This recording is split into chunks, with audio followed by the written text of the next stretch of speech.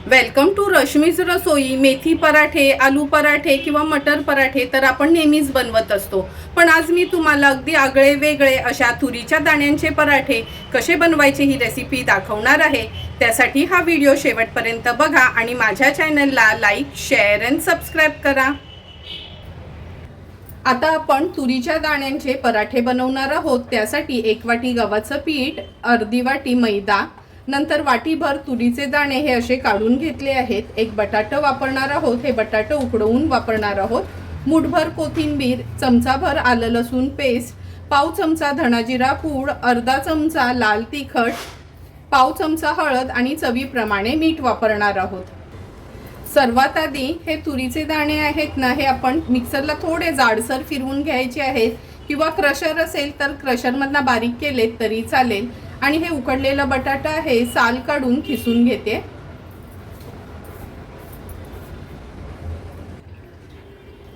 हे बघा, तुरीचे दाणे असे मिक्सरलाच मी जाडसर फिरवून घेतले आहेत आणि हा बटाटा पण खिसून वापरणार आहोत। तर चला मग आता पराठे बनवायला सुरुवात करूया।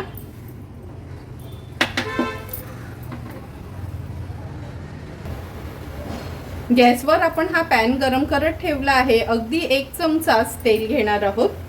पॅन मध्ये तेल ऍड केलं का गॅसची फ्लेम अगदी लोवर करून घेऊया।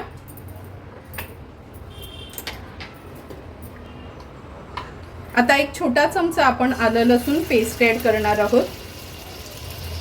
लक्षात ठेवा, कच्चेपणा आलं लसणाचा जाण्याकरता हे आपण असं तेलावर परतून घ्यायचे। नंतर लाल तिखट, हळद, धना जिरा पूड, चवीप्रमाणे मीठ व्यवस्थित मिक्स करून घेते। आता हे क्रश केलेलं आपण तुरीचे दाणे आहेत ना ते ऍड करूया।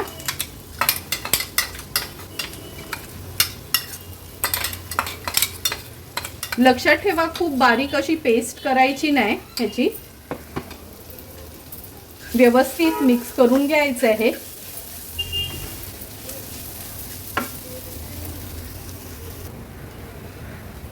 तुरीचे दाणे मसाल्यांमध्ये व्यवस्थित मिक्स करून झाले की आपण ह्याच्यावर झाकण ठेवणार आहोत आणि लो फ्लेमवर अगदी 2 मिनिटांसाठीच वाफ काढून घेऊया।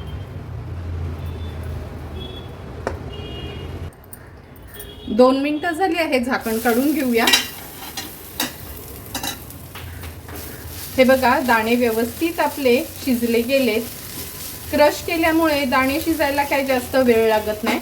आता गॅसची फ्लेम स्विच ऑफ करते आणि हे उकडलेलं बटाटा आहे ना, हे याच्यात ऍड करते।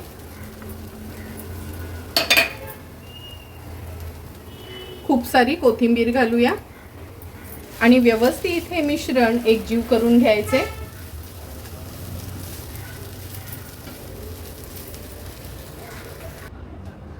हे मिश्रण व्यवस्थित मिक्स करून ह्या बोलमध्ये मी काढून घेतलं आहे। आता आपण कणिक मळून घेऊया। पराठ्याची कणिक मळण्याकरता मी ह्या बोलमध्ये मैदा काढून घेते, गव्हाचं पीठ।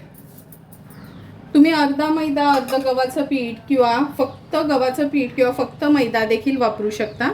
चवीप्रमाणे मीठ ऍड करूया। 1 चमचा मी हे पांढरे तीळ घेतले आहेत। अर्धा चमचा ओवा वापरते। थोडासा ओवा असा हातावर न क्रश करून घ्यायचा, म्हणजे छान सुगंध ह्या ओव्याचा पिठामध्ये येतो। पीठ आता व्यवस्थित मिक्स करून भिजवून घ्यायचं आहे। खूप पातळ नाही आणि खूप घट्ट नाही, अगदी मीडियम कन्सिस्टन्सीचं हे पीठ आपण मळून घेणार आहोत। पीठ व्यवस्थित आपण भिजवून घेतलं आहे। आता अगदी चमचाभरच तेल घेणार आहोत। तेलाने ह्या पिठाला ग्रीस करून घेऊया आणि 5 मिनिटाकरता हे पीठ मुरायसाठी ठेवते।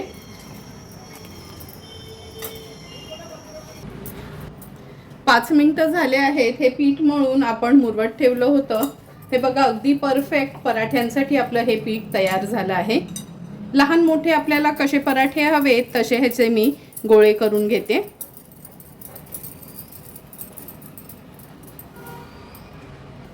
जवळपास 5 पेढे ह्याचे तयार झाले आहेत। एक पेढा आपण सुरुवातीला घेऊया, व्यवस्थित गोल करून घेते आणि लाटण्याकरता मी ही तांदळाची पिठी घेतली आहे, म्हणजे भाकरीसाठी आपण पीठ वापरतो ना तेच घेतलं आहे।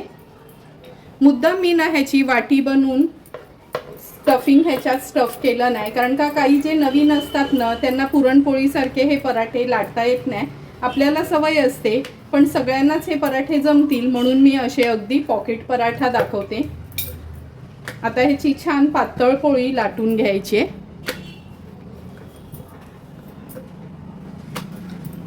कधी पराठा लाटताना ना साईडनी पातळ आणि मध्ये थोडं जाड ठेवायचं, म्हणजे जेव्हा आपण स्टफिंग ह्याच्यात भरतो ना तेव्हा ते मधना फाटलं जात नाही।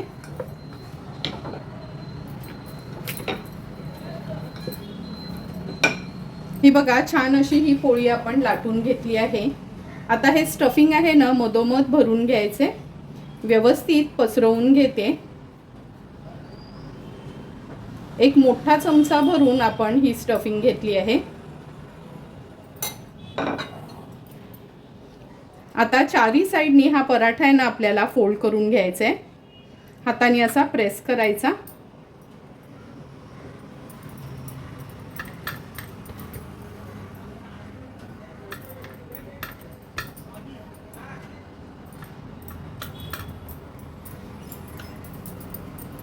हे बघा अगदी चारी साइडनी व्यवस्थित ह्याला आपण पॅक करून घेतलं आहे।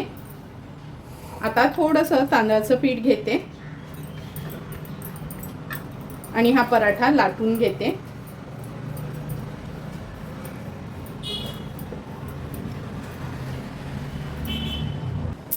हे बघा सुंदर असा पराठा आपण लाटून घेतला आहे। खूप पातळ नाही आणि खूप जाड नाही, अगदी मीडियम असा। आता हा पराठा एका प्लेटमध्ये ठेवते आणि अशाच पद्धतीने उरलेले पराठे लाटून घेऊया, नंतर एकत्रच भाजणार आहोत। एक एक करून सर्व पराठे आपले हे लाटून झाले आहेत। आता आपण लगेचच हे पराठे भाजून घेऊया। पराठा भाजण्याकरता गॅसवर आपण हा तवा ठेवला आहे। अगदी थोडंसं तूप लावून घेऊया तव्याला, नंतर हा पराठा आपण तव्यामध्ये घालूया। पराठा तव्यामध्ये घातल्यावर पुन्हा वरून आपण तूप लावून घ्यायचं आहे। गॅसची फ्लेम मी आता हायवरच ठेवली आहे सुरुवातीला। अगदी 15 सेकंड झाले आहेत। आता हा पराठा आपण पलटून घेऊया, पुन्हा ह्याला तूप लावून घेते वरना आणि आता गॅसची फ्लेम मीडियमवर ठेवून हा पराठा व्यवस्थित आपल्याला खरपूस होईपर्यंत भाजून घ्यायचा आहे। उलट पालट करून हा पराठा मी व्यवस्थित भाजून घेते। तुम्ही बघू शकता सुंदर असा आपल्या तुरीच्या डाळीचा पराठा तयार झाला आहे। आता हा पराठा मी काढून घेते आणि अशाच पद्धतीने उरलेले पराठे आपण भाजून घेणार आहोत। एक एक करून सर्व आपले पराठे तयार झाले आहेत आणि हे बघा कसे छान टम्म फुगले पण गेले आहेत। गॅसची फ्लेम स्विच ऑफ करते आणि आता हे पराठे पण सर्व करून घेऊया। सुंदर असे आपले हे तुरीच्या दाण्यांचे पराठे तयार झाले आहेत। आता एक मी तुम्हाला कट करून दाखवते। असं कट करून घेतलं ना का दिसायला पण छान दिसतात आणि मुलांना पण अगदी वेगळं काहीतरी घरी बनवलंय ती फिलिंग येते। हे बघा असा मधना कट करून घेतला आहे। अगदी व्यवस्थित हे सारण पराठ्यामध्ये पसरलं गेलंय। आता हे सर्व पराठे मी असेच कट करून घेते।